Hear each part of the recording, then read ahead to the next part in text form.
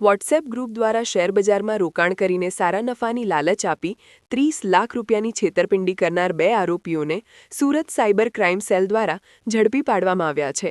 પોલીસના હાથે ઝડપાયેલા બંને આરોપીઓ પાસેથી 1.35 લાખ રૂપિયા રોકડ સહિતનો મુદ્દામાલ જપ્ત કરીને વધુ તપાસ હાથ ધરવામાં આવતા ચોંકાવનારા ખુલાસાઓ થયા છે.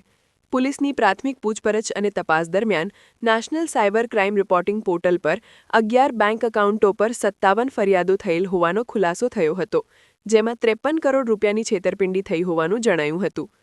પોલીસ દ્વારા હાલમાં આ બંને આરોપીઓને રજૂ કરીને 2 દિવસ મેળવવામાં તપાસ હાથ ધરવામાં આવી છે. વધુ સૂત્રો પાસેથી જાણવા મળતી માહિતી અનુસાર ગત ઓક્ટોબર મહિનામાં એલકેપી કોન્સલેશન કેમ્પ નામના વોટ્સએપ ગ્રુપ દ્વારા શેરબજારમાં રોકાણ કરીને ઊંચું વળતર મળવાની લોભામણી વાતો કરી ફરિયાદી પાસેથી 30 લાખ રૂપિયા ટ્રાન્સફર કરાવવામાં આવ્યા હતા. જે પૈકી નફા પેટે 3.13 લાખ રૂપિયા વિડ્રોલ કરીને બાકીના રૂપિયા વિડ્રોલ કરશો તો નોટિસ સહિતની ધાકધમકી આપવામાં આવી હતી. જેને પગલે ઠગાઈનો ભોગ બનતા ઇસમ દ્વારા સાયબર ક્રાઇમ સેલમાં ફરિયાદ નોંધાવતા પોલીસ દ્વારા આરોપીઓને ઝડપી પાડવાના ચક્રો ગતિમાન કરવામાં આવ્યા હતા. આ દરમિયાન સાયબર ક્રાઇમ સેલ દ્વારા હાથ ધરવામાં આવેલ તપાસ દરમિયાન પૂર્ણા ગામ ખાતે મુક્તિધામ સોસાયટીમાં રહેતા ધર્મેશ ચોપડા અને કામરેજના બાલકૃષ્ણ પેલેસ ખાતે રહેતા હિતેશ ચકલાસિયાની ધરપકડ કરવામાં આવી હતી. બંને આરોપીઓ પૈકી ધર્મેશ ચોપડાએ પોતાની કૃષ્ણા ફેશન નામની સંસ્થાનું યશ બેંકનું એકાઉન્ટ હિતેશ ચકલાસિયાને કમિશનથી ભાડે આપ્યું હતું.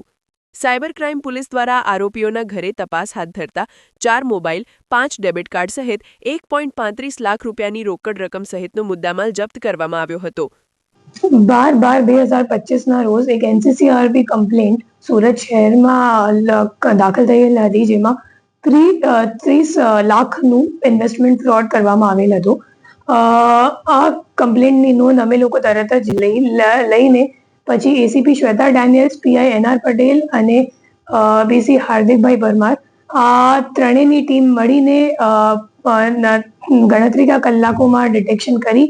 અને 13 તારીખે અમે લોકો ફરિયાદ કરી લીધી અને પછી 14 તારીખ સુધી અમે લોકો આરોપી સુધી પહોંચી ગયા. ટોટલ બે આરોપી છે અને આ જે ગુના છે એને એમો એવી રીતનું છે કે એ લોકો વોટ્સએપ ઉપર એક ગ્રુપ બનાવીને લોભ લાલચ આપી ફરિયાદીને કે તમે જો સ્ટોક માર્કેટમાં ઇન્વેસ્ટ કરો તો તમને વધારો નફો મળશે. તો આ મુજબ લોભ લાલચ જ્યારે આપી તો ફરિયાદીએ અગાઉ થોડુંક ઇન્વેસ્ટમેન્ટ કરી પછી એમને જ્યારે વિડ્રોવલ માટે પૂછ્યું તો 3 લાખ સુધીનું વિડ્રોવલ સામેવાળાએ કરી દીધું. તો એમને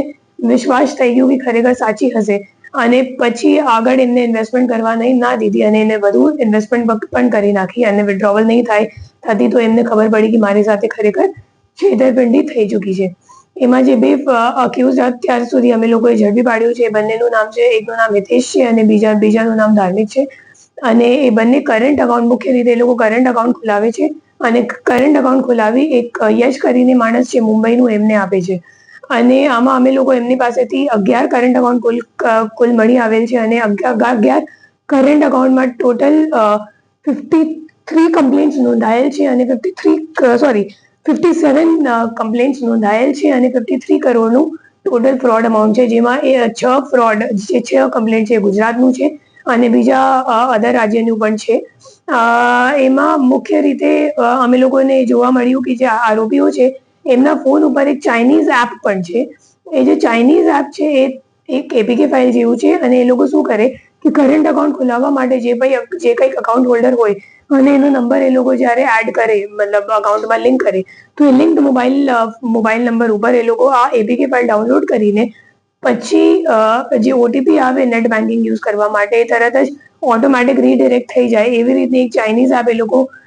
યુઝ કરે છે અને એક નવી રીતની એમો આ કામમાં સામે આવી છે, જેમાં ફક્ત એ લોકો વિક્ટિમ્સ નહીં બટ પોતાના જે